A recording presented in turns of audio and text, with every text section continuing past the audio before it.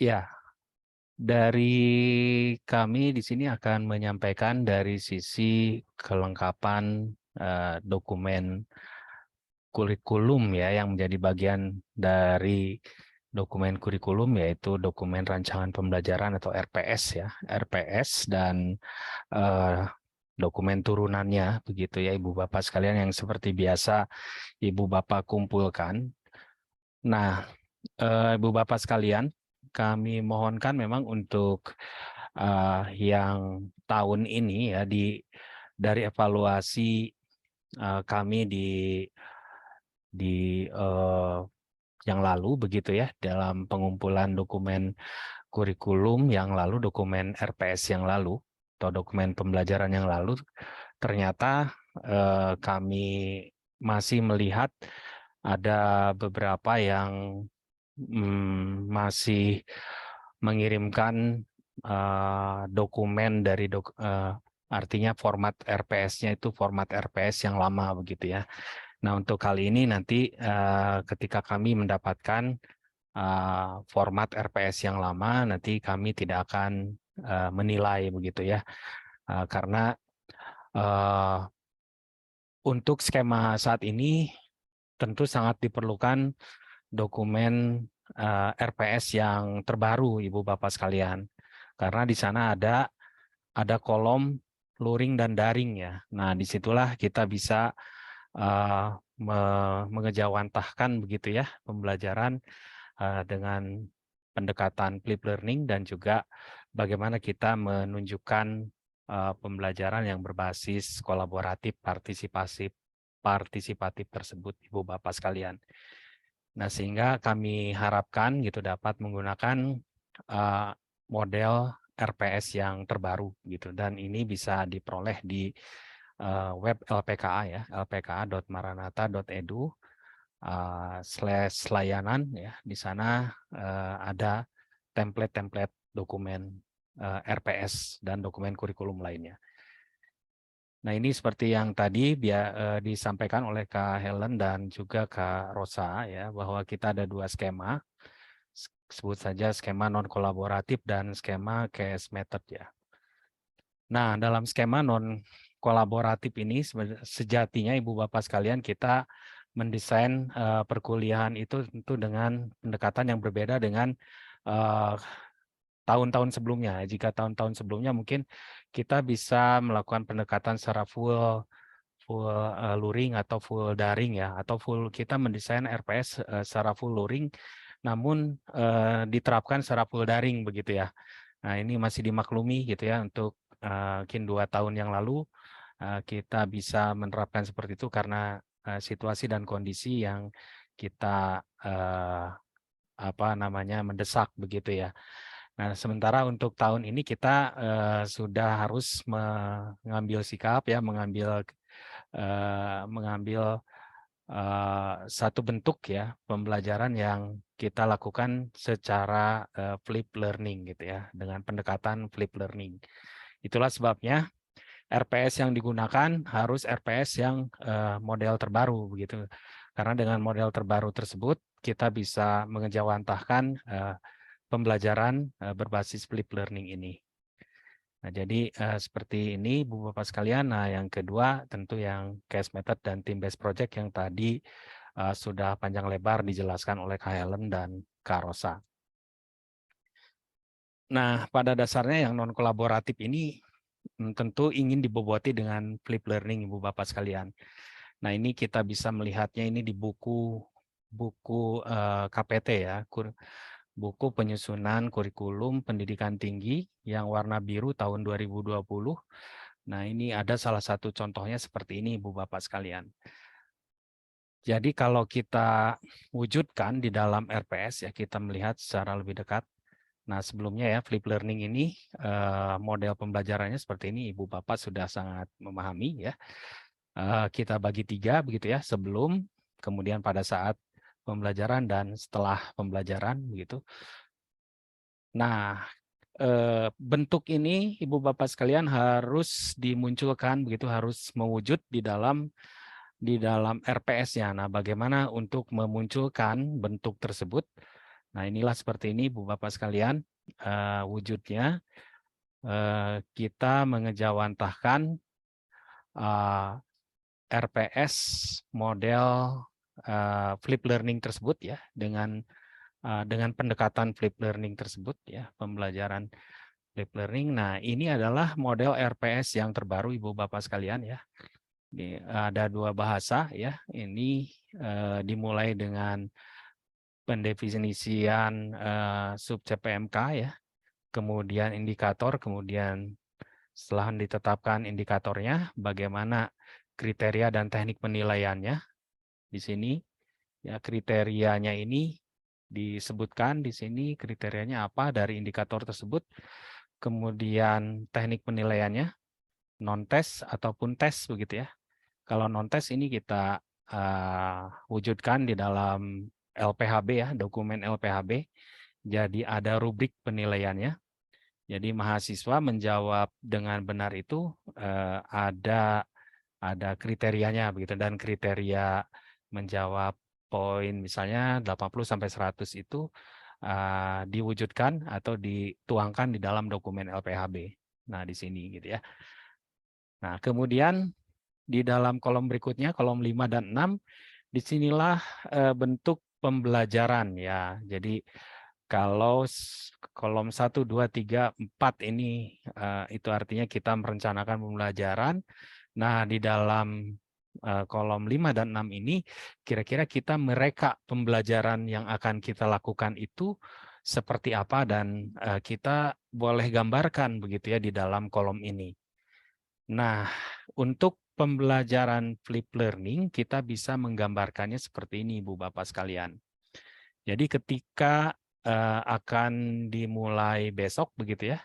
Nah, ini kita nyatakan di dalam kolom daring, ini belajar mandiri ya, 1 kali 2 SKS kali 60 menit ya. Nah, seperti kita ketahui untuk untuk 1 SKS itu terdiri dari 50 menit tatap muka, 60 menit belajar mandiri, dan 60 menit belajar terstruktur. Nah, Ibu Bapak sekalian, mendesain ketika sehari sebelum pembelajaran ini dimulai, dituliskan di sini ya, BM belajar mandiri 1 kali 2 SKS kali 60, mempersiapkan tatap muka ya, mahasiswa mempelajari di sini misalnya etika deontologis, etika teleologis, etika kontekstual melalui akses di morning slash apa begitu ya di sini. Di sini alamat dari URL morning Ibu Bapak sekalian. Nah, Ibu Bapak bisa tempelkan di sini begitu. Kemudian setelah mempelajari, nah mahasiswa diminta untuk melakukan pengerjaan tugas ya, yang sederhana ya, namun juga cukup menantang mahasiswa untuk mengerjakannya. Ini di sini di belajar terstruktur 1 kali 2 SKS kali 60. Mahasiswa mengerjakan tugas ya, assignment di sini. Jadi di morningnya mungkin assignment begitu ya. Mengerjakan assignment ya di morning ya, mensubmit kasus sederhana di submit pada morning ya. Karena soal etika ini, bagian ini adalah etika yang memecahkan sebuah kasus etis. Nah, diberikanlah sebuah kasus etis ya, misalkan dimuat di dalam morning. Nah, di morning disiapkan kasusnya, terus kemudian mahasiswa menjalankan assignment misalnya sampai sehari sebelumnya, misalkan pukul 23.59 begitu ya. Kemudian mahasiswa menjawab di sana kasusnya. Nah, kemudian pada luring, nah ini tahap 1 begitu ya. Tahap 1, terus kemudian di tahap kedua, nah ini kan seperti ini ya Ibu Bapak. Nah, ini tahap 1 di sini. Kemudian tahap kedua. Nah, tahap kedua di sini pembelajarannya ya, pembelajaran ketika tatap muka. Nah, ini tatap muka di kelas, tatap muka ya 5 menit ya pembukaan ya, terus kemudian Misalnya 25 menit ini presentasi dari kelompok yang misalnya ditunjuk untuk coba memecahkan kasus tersebut, kemudian dibahas ya di dalam diskusi katakanlah begitu ya. Terus kemudian ada pembahasan dosen, terus kemudian ada refleksi ya, refleksi NHK-ICE ya, kira-kira seperti ini ya, ditutup ya terakhir. Kemudian ini metode pembelajarannya misalnya menggunakan ini case method ya, case methodnya ini misalnya dari pemecahan kasus etis ya, begitu ya. Mahasiswa membahas kasus dari artikel, misalnya ini artikel ya, artikel dengan pembahasan menggunakan etika, deontologis, teleologis, dan kontekstual. Ya pada buku etika tuh cukup banyak ya kasus-kasus etis yang dibahas ya, ada sekian puluh kasus. Nah, itu biasanya begitu ya untuk mata kuliah etika. Kemudian setelah selesai pembelajaran, maka akan lompat pada tahap ketiga ya. Nah, ya ini tahap ketiga after begitu ya. After ini di sini mahasiswa melakukan pendalaman begitu ya, pendalaman materi ya, pengayaan, ya, pendalaman materi, terus kemudian juga mempersiapkan pertemuan berikutnya nanti masuk lagi pada tahap pertama gitu. Nah, jadi model seperti inilah Ibu Bapak yang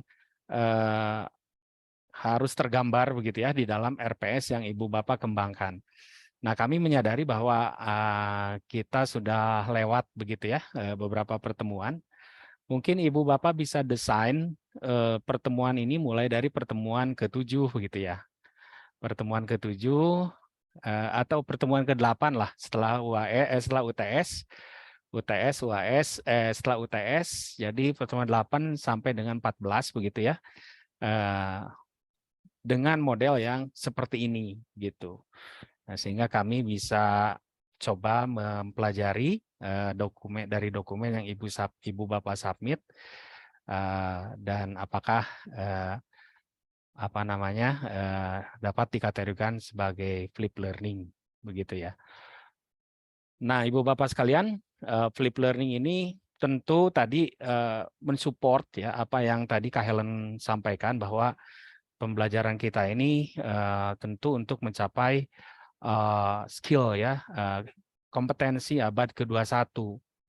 Nah, kompetensi abad ke-21 itu salah satu di antaranya adalah critical thinking. Nah, critical thinking ini diperoleh melalui metode pembelajaran ya. Salah satunya ini kita harus mencapai pada tahap taksonomi Bloom, evaluate ya, dan creating. Nah, ini sampai tahap sinilah ya, mulai dari applying sampai dengan creating. Disinilah tahap di mana mahasiswa mulai menggunakan kemampuannya untuk dapat berpikir secara kritis begitu. Nah, ketika pembelajaran sebelum berlangsung di sini mahasiswa dalam proses understanding begitu ya, memahami dari materi yang disampaikan oleh Ibu Bapak sekalian, terus kemudian pada tahap di kelas ya mencoba mengaplikasikannya gitu kan, tadi seperti tadi contoh misalnya mengaplikasikan pada sebuah kasus, kemudian menganalisisnya, kemudian mengevaluasinya gitu ya, evaluasi dari solusi yang ditawarkan gitu ya. Tentu solusi yang baik, benar, dan tepat dan bertanggung jawab yang dipilih gitu ya untuk konteks mata kuliah etika begitu. Nah, ketika berhasil menentukan solusi, nah disinilah ternyata mahasiswa sudah berhasil menggunakan kemampuan berpikir kritisnya untuk mengevaluasi sebuah kasus ya, untuk mendapatkan sebuah solusinya begitu. Kemudian Ibu Bapak sekalian, bagaimana kita menjalankan ya tahapan-tahapannya. Ibu Bapak juga dapat mengunduhnya sebuah buku ya, Case Method dan Team Based Project. Ini yang sudah kami terbitkan sebenarnya dari tahun 2021 kalau tidak salah ya, 2021. Ini ada, ini juga kami sematkan di lpka.maranatha.edu/layanan/kurikulum. Nah, di situ ada buku ini, Ibu Bapak sekalian. Jadi bagaimana menjalankan ya tahapan-tahapan menjalankan case method ataupun menjalankan kegiatan pembelajaran secara team based project. Nah, ada dalam buku ini sebagai panduan Ibu Bapak sekalian. Nah, kita masuk dalam case method dan team based project Ibu Bapak sekalian. Ya, ini. Jadi skemanya yang kedua tadi ya, skema 1 kan tadi non kolaboratif, skema 2 ini yang kolaboratif. Nah, skema kolaboratif partisipatif ini kita sampaikan bahwa inilah yang dimaksud dengan kita menggunakan metode case method ya dan team based project. Jadi di dalam bahasa IKU-nya, pembelajaran berbasis partisipatif kolaboratif, kolaboratif dan proyek kalau tidak salah dalam bahasa IKU-nya ya. Nah, yang dimaksud oleh IKU ini penggunaan pembelajaran berbasis kasus dan juga pembelajaran yang berbasis proyek. Nah, di dalam RPS yang Ibu Bapak mohonkan untuk ditunjukkan gitu ya, untuk dimintakan begitu ya di dalam RPS-nya. Di sini tergambar ya total bobot penilaian minimum ya 50% ini berbasis kasus dan atau berbasis team based project gitu. Salah satu atau dua-duanya digunakan gitu ya. Jadi dari penilaian Ibu Bapak ya, KAT begitu ya. Nah, KAT-nya ini menggunakan case method begitu ya. Case method bobotnya 50%.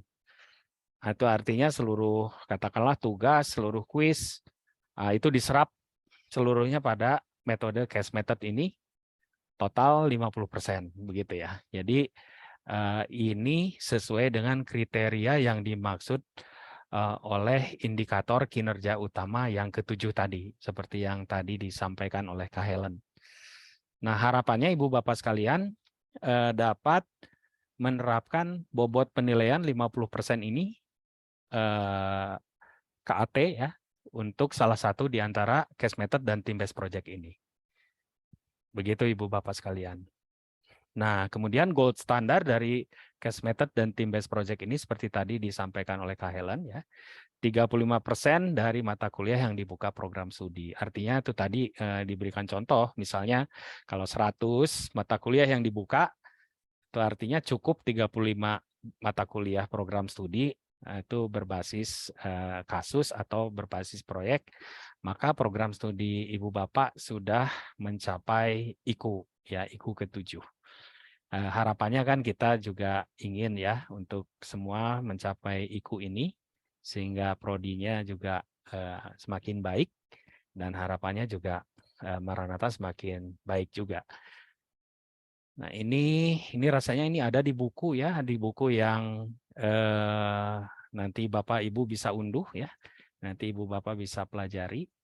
Jadi tahapan-tahapan yang ada di sini artinya dapat digambarkan begitu Ibu Bapak sekalian, dapat digambarkan di dalam RPS-nya. Tahapannya misalnya ya di sini mahasiswa melakukan identifikasi masalah ya. Jadi ada tahap identifikasi masalah. Kemudian ada tahap menyampaikan ide solusi. Ada tahap analisis dan kemudian ada tahap rekomendasi solusi. Nah, 4 tahap itu yang dilakukan di dalam case method Ibu Bapak sekalian. Nah, sedangkan untuk proyek ini tahapannya panjang. 1, 2, 3, 4, 5, 6. Ya, ada 6 tahap. Itulah sebabnya proyek itu lebih panjang daripada berbasis kasus tadi gitu ya. Berbasis kalau proyek mungkin setengah semester sendiri harus dihabiskan untuk proyek begitu ya. 6 pertemuan. Pertama misalkan pertemuan ke-8 menggali tentang masalah ya, pertanyaan esensial, kemudian pertemuan berikutnya mendesain proyek dan seterusnya. Begitu Ibu Bapak sekalian. Nah, bagaimana kita gambarkan di dalam RPS, Ibu Bapak sekalian? Ini kita nampak di dalam RPS di sini, begitu ya. Nah, yang warna biru di sini, yang warna biru ini flip ya. Yang warna birunya ini flip learning.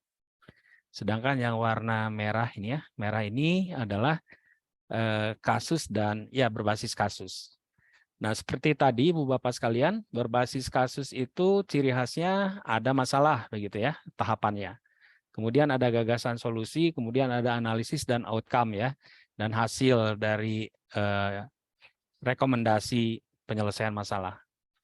Nah, misalnya ini sudah pada tahap ini, kita lihat ya, misalkan di sini pembelajarannya, bentuk pembelajaran ya, ini ada daring ya, BM di daring dan BT, belajar terstruktur di daring. Nah, ini sehari sebelum. Kemudian pada pelaksanaan di sini tatap muka. Nah, kemudian metode pembelajaran ya. Nah, ini metode pembelajaran di sini case method ya. Tulis saja Ibu Bapak sekalian case method atau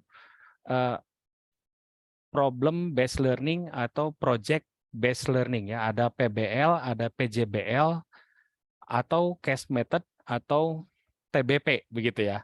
Dari keempat ini mana yang lebih ini silahkan ya Ibu Bapak masukkan ke situ. Di dalam buku KPT yang lama memang tidak dikenal case method dan team based project itu tidak dikenal. Jadi yang ada itu di dalam 9 SCL ya, 9 student center learning ini, student center learning yang ke-8 itu problem based learning, student center learning yang ke-9 itu adalah project based learning. Nah, kalau Ibu Bapak misalnya lebih mengenal problem based learning ya silakan mengetik ya, menuliskan seperti itu. Tapi kalau lebih mudah sekarang ya diganti gitu ya dengan case method, silakan tulis case method. Yang project based learning silakan ganti dengan team based project begitu. Sama saja begitu ya, tidak perlu diperdebatkan gitu mana yang benar gitu ya. Kita gunakan saja semuanya begitu. Nah, di sini Bu Bapak sekalian, menentukan masalah, kemudian diskusi solusi, kemudian analisis dan solusi ya. Nah, ini seluruh tahapnya katakanlah ya ini diskenariokan, diselesaikan di pertemuan ke-7 katakanlah ini ya. Ke-6-nya mungkin memberikan materi, memberikan apa, terus di pertemuan 7 ini selesai begitu ya. Misalkan analisis dan solusinya begitu. Pertemuan ke-6-nya misalnya menentukan masalah dan gagasan solusinya di pertemuan 6 misalnya, di pertemuan 7-nya analisis dan outcome atau hasilnya. Nah, jadi bentuk seperti inilah Ibu Bapak sekalian di RPS Ibu Bapak sekalian kiranya dapat dinampakkan begitu ya. Kiranya dapat diwujudkan di dalam RPS ini sehingga kami dapat memeriksa. Jadi kalau boleh tahapan-tahapan ininya ditebalin saja Ibu Bapak sehingga kami memeriksanya bisa dengan cepat. Oh iya ini menentukan masalah gitu ditebelin gitu ya. Kemudian gagasan gitu ya. Misalnya analisis ditebelin gitu. Atau misalnya ini solusi ya ditebelin. Nah, sehingga kami yakin gitu. Oh ya oke ini di pertemuan 7 sudah sampai tahap ini begitu. Jadi seperti itu Ibu Bapak sekalian, jadi sintaknya ini ada 1, 2, 3, 4 gitu ya, agar diikuti. Kemudian kalau yang tadi ada 6 langkah, 6 langkah mungkin agak panjang ya, mungkin pertemuan 7, 8, 9 gitu ya, beda-beda ininya langkah-langkahnya. Nah jadi indikator inilah yang perlu Ibu Bapak munculkan di dalam desain RPS yang Ibu Bapak kembangkan gitu ya. Nah, sekali lagi kami tidak meminta seluruh RPS dari pertemuan 1.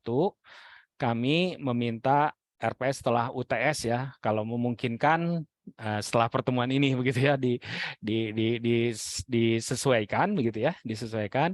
Tapi kalau misalnya Ibu Bapak memerlukan waktu, kami pun tidak masalah ya setelah misalkan setelah UTS Ibu Bapak menyesuaikan misalnya 2, 3 atau 4 pertemuan gitu ya diganti dengan memasukkan model flip dan case method ini. Begitu Ibu Bapak sekalian. Mana yang paling memudahkan Ibu Bapak, silakan dicoba begitu. kami tentu akan mengapresiasi dengan memberikan EJM yang terbaik untuk Ibu Bapak sekalian. Nah, ini mungkin proyek ya.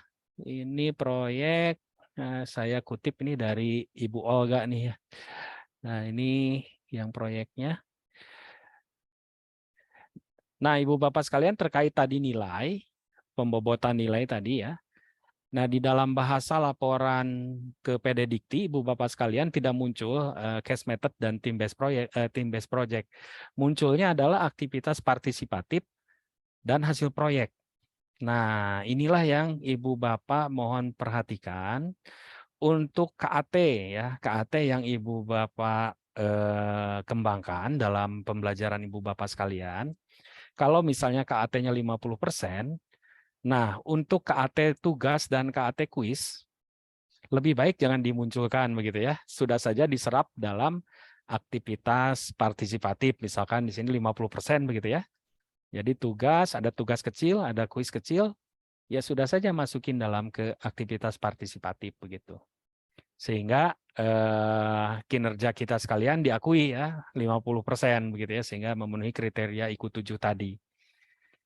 Nah, kemudian ya untuk UTS UAS ya seperti biasa.